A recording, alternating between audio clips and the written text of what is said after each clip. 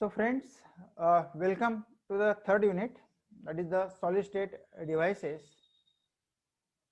I know you will get bored if I take the unit in a very detailed manner, but still I want to give some flavor of these devices, solid state devices.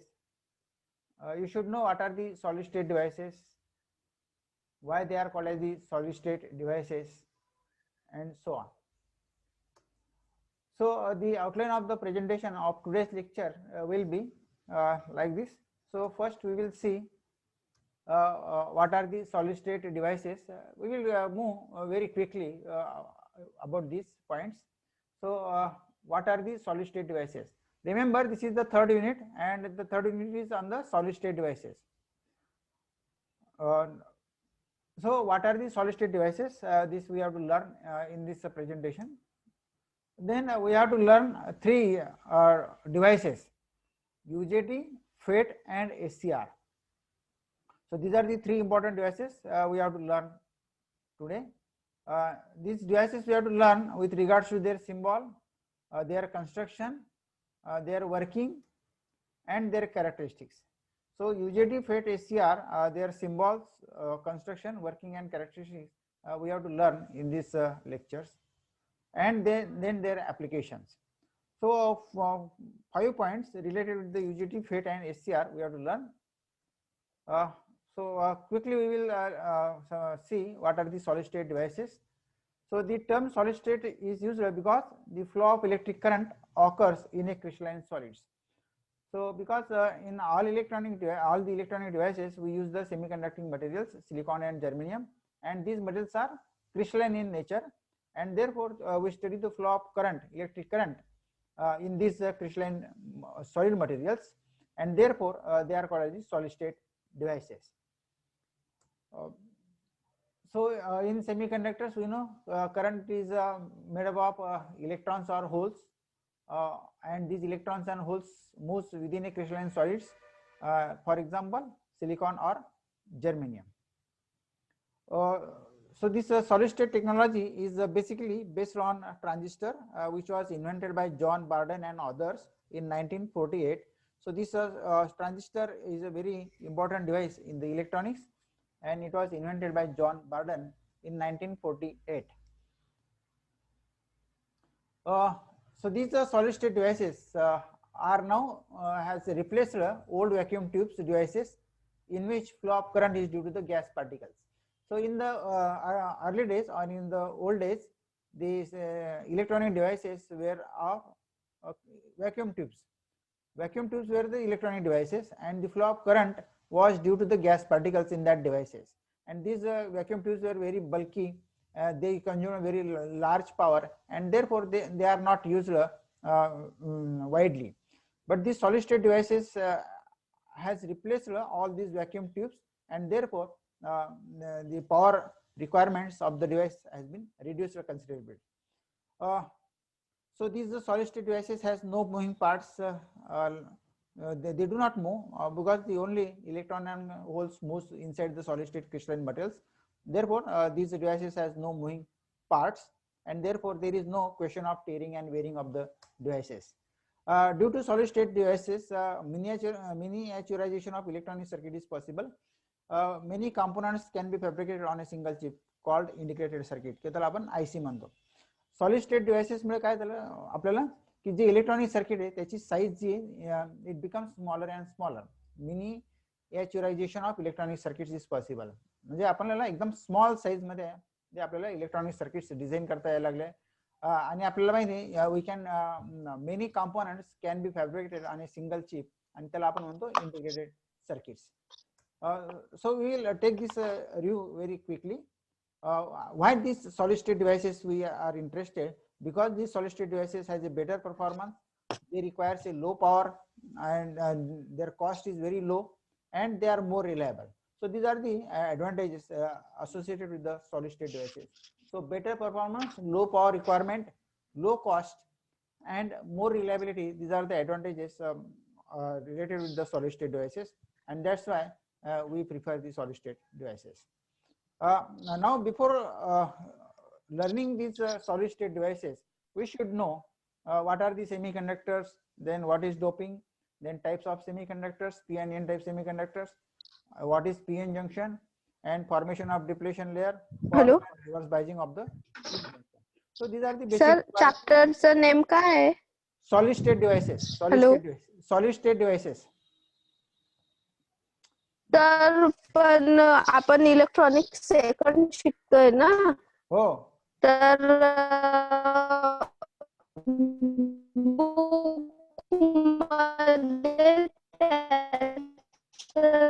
Name ना semiconductor switches device आहे ना ते. हा आवाज नाही येते मला तुझा. नवीन सांग, नवीन काय विचारायचं तुला? नेम वेगळं आहे सर चॅप्टरचं. हॅलो. तर बुक मध्ये ना चॅप्टर आहे असं. बुक मध्ये काय दिलेलं आहे? आपलं इलेक्ट्रॉनिक सेकंड चालू आहे ना सर बुक.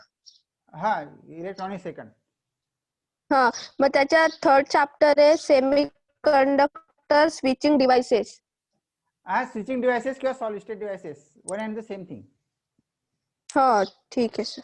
हा one and the same thing, switching devices और solid state devices same thing आहे ते, बरं का? हो हो. त्यालाच मोस्ट कन्व्हिनियंट नेम जे ते सॉलिड स्टेट डिव्हाइसेस आहे, पण आता त्यांनी थोडस बदल केला असेल तर त्याला स्विचिंग डिव्हाइसेस मध्ये. ठीक आहे. हो हो sir.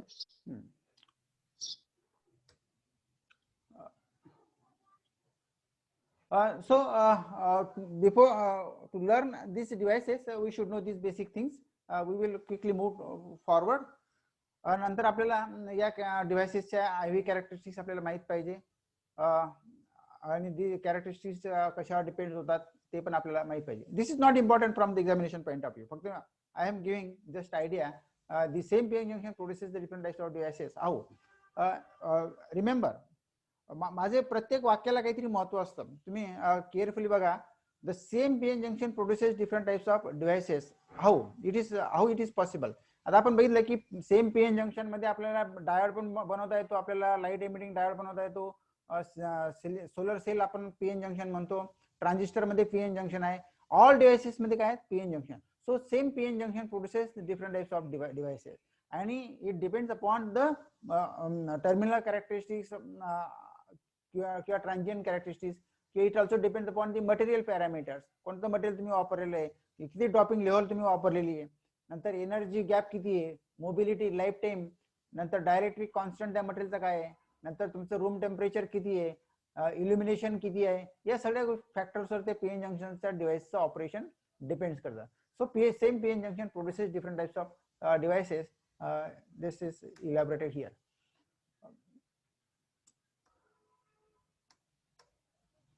So the first device that we want to learn is the UJT. आपल्याला जे पहिलं डिव्हाइस लर्न करायचं आहे, स्विचिंग डिव्हाइस म्हणूया किंवा त्याला सॉलिड स्टेट डिव्हाइस म्हणूया.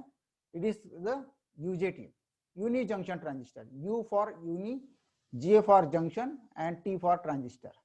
So it is what is UJT? It is a 3-terminal device which has got only one junction, right?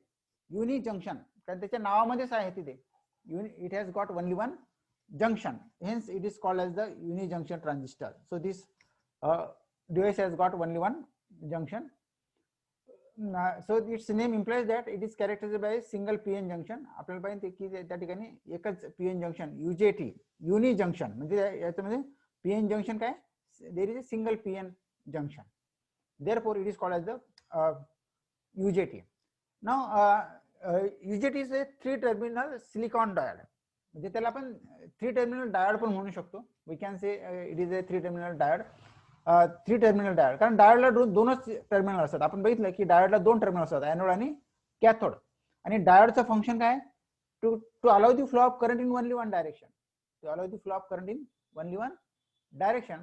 So similarly here also there is a flow of current in only one direction, but this diode has got 3 terminal, म्हणून त्याला UJT is a 3-terminal silicon diode. बरोबर. म्हणून त्याला 3 terminal silicon diode पण म्हणतात.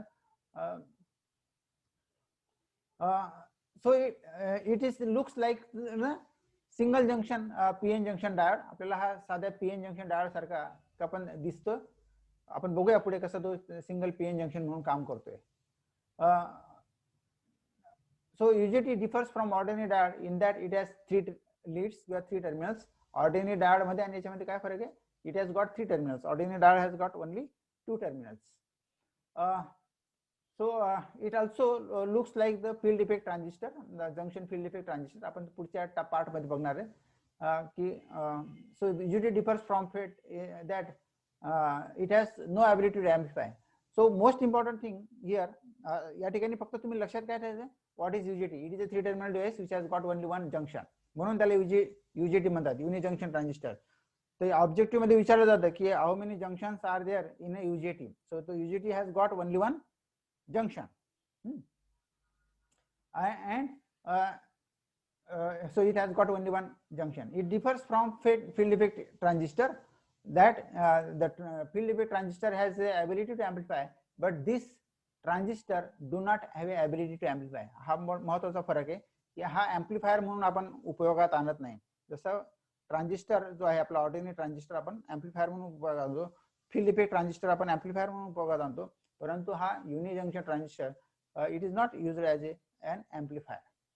So it do not have the ability to amplify, but it has the ability to control a large AC power with a small signal. म्हणजे आपल्याला याच्यातनं जो flow होणारा current आहे तो आपल्याला कंट्रोल करता येतो with a small signal at the emitter.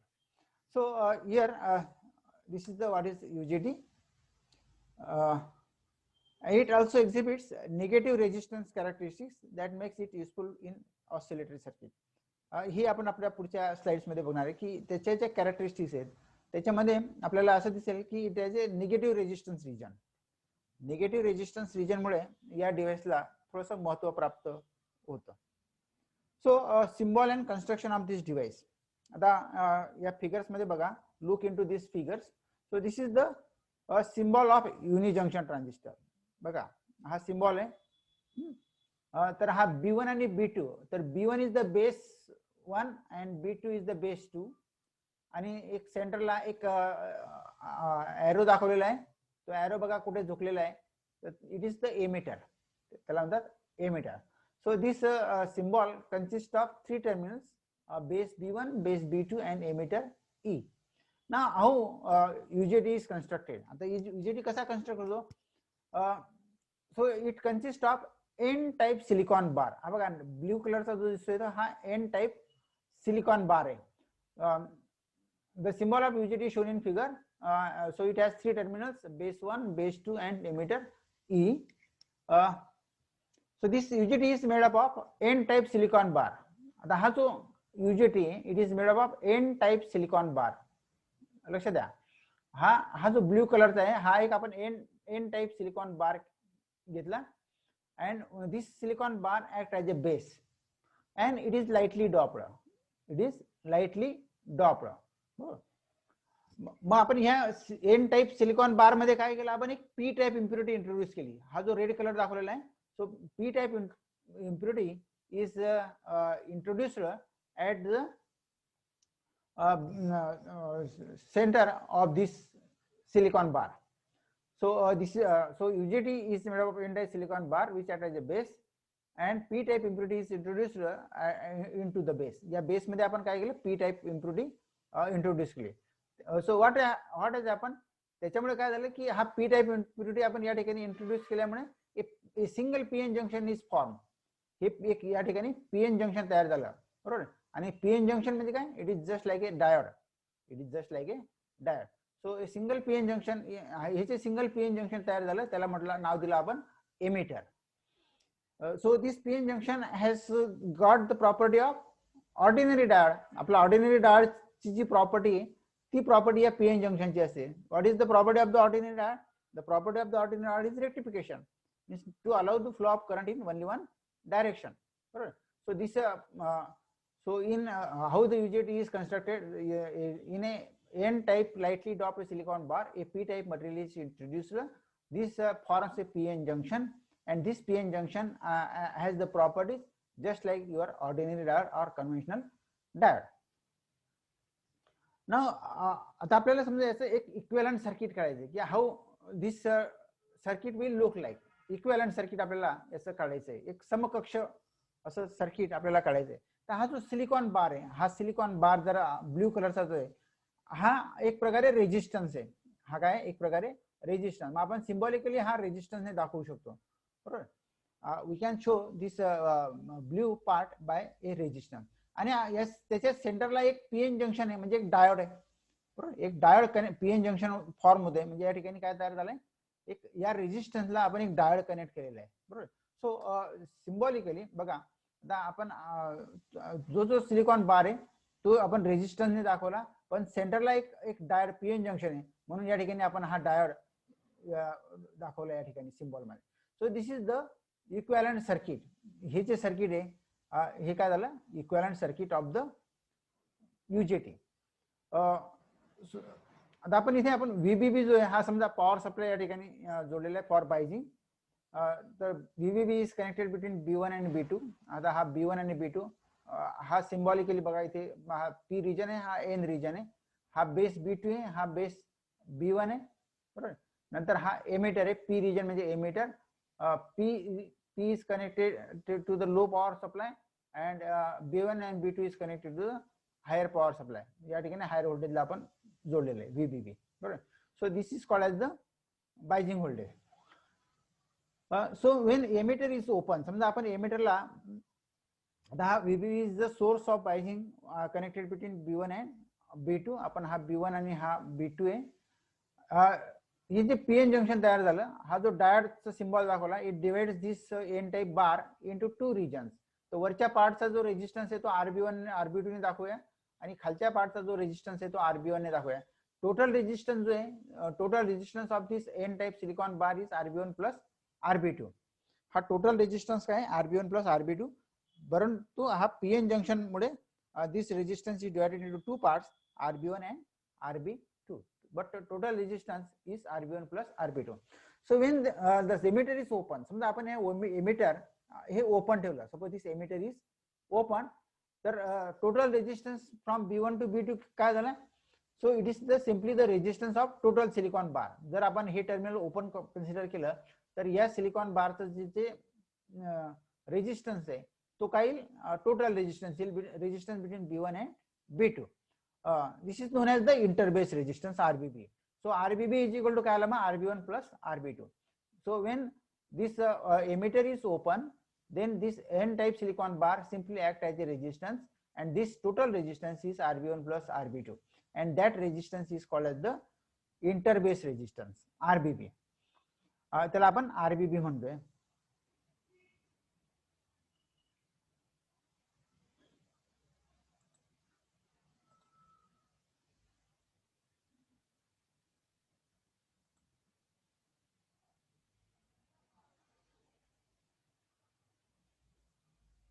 So this हा जो RBB म्हणजे RB1 प्लस RB2. आपल्याला माहिती आहे की N channel is lightly doped, therefore आता लाईटली डॉप्ड म्हटल्यानंतर N number of charge carriers काय असतील, लेस असतील, लाईटली डॉप्ड असल्यामुळे. Therefore the resistance of this N type silicon bar is relatively high. तर तो जनरली आपल्याला 5 to 10 किलो ओमच्या रेंज मध्ये आपल्याला मिळेल. That is not important. फक्त एवढं लक्षात ठेवा की हा N type silicon bar is lightly doped. N type silicon bar is lightly doped. So this RB2 is the resistance between B2. आता इथे बघा RB2, आपण हा RB2 घ्या. तर हा RB2 काय resistance between B2 and point A. हा A पॉइंट आणि B2 याच्यातला हा आहे. आणि RB1 काय resistance between A to B1. Therefore interbase resistance is equal to RBB is equal to RB1 plus RB2. Now this diode has got the property of rectification. Means this diode is similar to the ordinary diode. So this diode has got the rectifying property. आता आपल्याला diode म्हटलं की त्याचं forward biasing नी voltage असतं, त्याला आपण VD म्हणतो किंवा थ्रेशोल्ड व्होल्टेज म्हणतो. म्हणजे जर आपल्याला हा डायोड फॉरवर्ड बायस करायचा असेल तर आपल्याला आपल्या voltage should be greater than the threshold voltage, म्हणजे व्हीडी पेक्षा आपल्याला व्होल्टेज जास्त अप्लाय केलं पाहिजे, तर हा डायोड काय होईल, फॉरवर्ड बायस होईल. बरोबर. So with the emitter open, म्हणजे समजा आपण हा एमिटर जर ओपन ठेवला तर IE is equal to 0, emitter current काय असेल 0, आणि I1 इज इक्वल टू काय होईल I2, म्हणजे हा I1 आणि I2 काय होईल सेम होईल, म्हणजे याच्यातला जो जाणारा करंट जो आहे total current is to VBB upon RBB, VBB upon RBB. So when this emitter is open, then the total current flowing from B1 to B2 is VBB upon RBB. आता हा जो VBB आहे हा RB1 च्या across काहीतरी drop होईल, हा RB2 च्या अक्रॉस काहीतरी ड्रॉप होईल. आता A या पॉइंटचा जो व्होल्टेज आहे due to the potential divider arrangement, या A या पॉइंटचं व्होल्टेज किती मिळेल आपल्याला, तर VA is equal to RB1 upon RB1 plus RB2 into VBB using the potential divider arrangement. आपला हा टाइम संपत जाईल, आपण लगेच दुसरं लेक्चर लगेच जॉईन करायचंय. हे युनिट पूर्ण होईपर्यंत आपल्याला लेक्चर चालू ठेवायचं. अरे येतंय का लक्षात मी काय बोलतोय? हो सर. हा, आणि जर समजत नसेल तर मला लगेच थांबवा की सर लक्षात येत नाही वगैरे असं काही सांगा, म्हणजे मी रिपीट करेल. ठीक आहे. आता इथे कसं ब्लॅकबोर्डवर मी मॅनिप्युलेशन नाही करू शकत, जे आहे ते स्लाइड्सवरच दाखवू शकतो तुम्हाला. ठीक आहे. चला, आपल्याला या सेशन मधले फक्त 6 मिनिट्स आपले रिमेनिंग आहेत. तर हा VA या पॉइंटचं जे व्होल्टेज आहे ते पोटेन्शियल डिवायडर अरेंजमेंट वापरून आपल्याला RB1 upon RB1 plus RB2 into VBB इतकं मिळेल आपल्याला. बरोबर. जर आपल्याला हा डायोड फॉरवर्ड बायस करायचा असेल तर आता हा जो रेशो आहे RB1 upon RB1 plus RB2 is called as the intrinsic stand off ratio. आपण त्याला दाखवूया आपण इटाने दाखवूया. मागच्या स्लाइड्स मध्ये बघा की VA म्हणजे A या पॉइंटचं व्होल्टेज आपल्याला RB1 upon RB1 plus RB2 into VBB घेतला, तर हा RB1 upon RB1 plus RB2 जो आहे त्याला आपण स्पेशल नाव दिलं, it is called as the intrinsic stand off ratio. RB1 upon RB1 plus RB2 is called as the intrinsic standoff ratio, and it is denoted by eta, and therefore eta is equal to RB1 upon RB1 plus RB2. म्हणजे VA is equal to eta times VBB. मागच्या equation मध्ये हा जो RB1 upon RB1 plus RB2 आहे त्याच्याऐवजी आपण काय टाकला eta. So this VA is equal to eta times VBB. So this ratio eta is a property of UJT. आणि हा जो eta आहे हा या UJT ची काय असते प्रॉपर्टी असते, and it is always less than 1 and usually between 0.4 to 0.85. कारण 1 जर आपण घेतला तर RB1 अपॉन RB1 प्लस म्हणजे RB2 त्या ठिकाणी 0 असला पाहिजे किंवा RB1 0 असला पाहिजे, तर हा eta इज इक्वल टू 1 आहे. बरोबर. म्हणून it is always less than 1 असतो. So the ratio is a property of UJT and it is always less than 1 and usually its value lies between 0.4 to 0.85. So how this device works. See, आता आपण इथे बघितलं मागच्या याच्यामध्ये की VA हे जे व्होल्टेज आहे A या पॉइंटचं ते किती आहे eta टाइम्स VBB. समजा तुमचा eta 0.4 असेल, समजा eta इज 0.4 आहे आणि VBB समजा 10 आहे, समजा VBB काय आहे 10 आहे, तर 10 मल्टिप्लाय बाय 0.4 म्हणजे काय आला 4, म्हणजे A या पॉइंटचं व्होल्टेज किती आलं 4 व्होल्ट आलं. बरोबर. म्हणजे या A या पॉइंटचं व्होल्टेज जर 4 व्होल्ट असेल तर आपल्याला हा जो डायोड आहे याला जर आपल्याला फॉरवर्ड बायस करायचा असेल, if you wants to make this diode forward bias, तर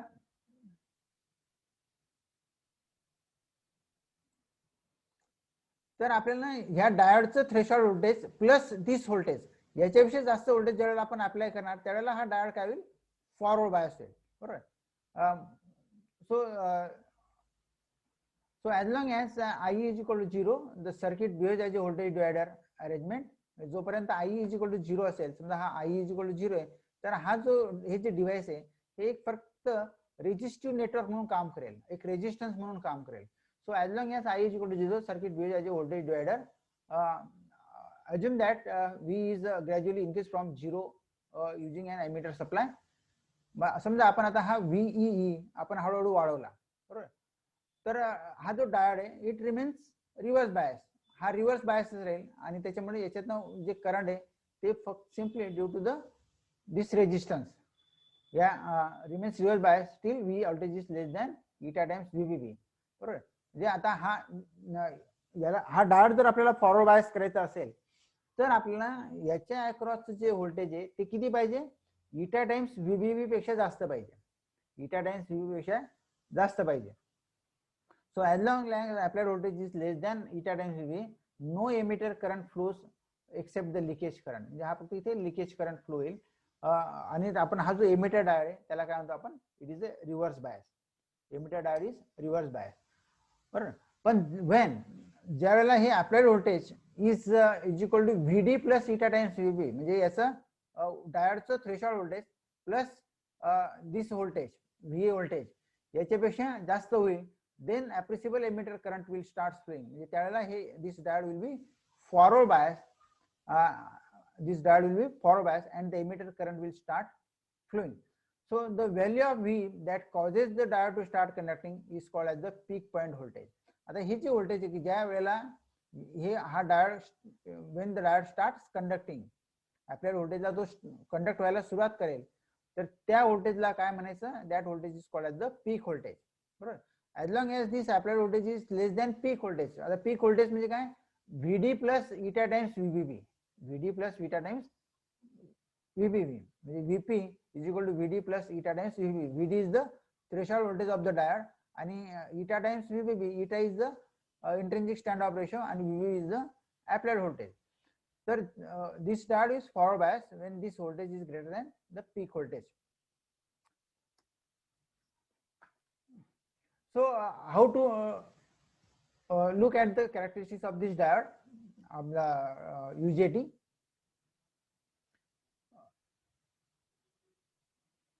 So we have seen समजा आपण VBB फिक्स ठेवला and you gradually increase the VEE. तर सुरुवातीला let us draw a graph of emitter current versus emitter voltage. समजा आपण emitter voltage आणि emitter करंटचा आपण ग्राफ ड्रॉ केला.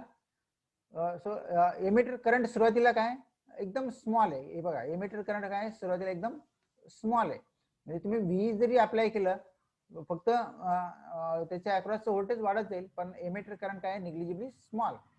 Ideally it is zero but it is called the leakage current, बरोबर. So this current is there up to the VP. Now once the applied voltage is increased up to the VP, the diode is forward bias. हा diode काय होईल, it will start conducting and as it starts conducting emitter current, heavy emitter current flows. आता इथे heavy emitter current starts flowing. So एका मिनिटामध्ये आपलं हे संपतंय. Okay, we will join again. पुन्हा एकदा जॉईन करा, आपण हे संपूया. ठीक आहे. All right, sir. हाँ.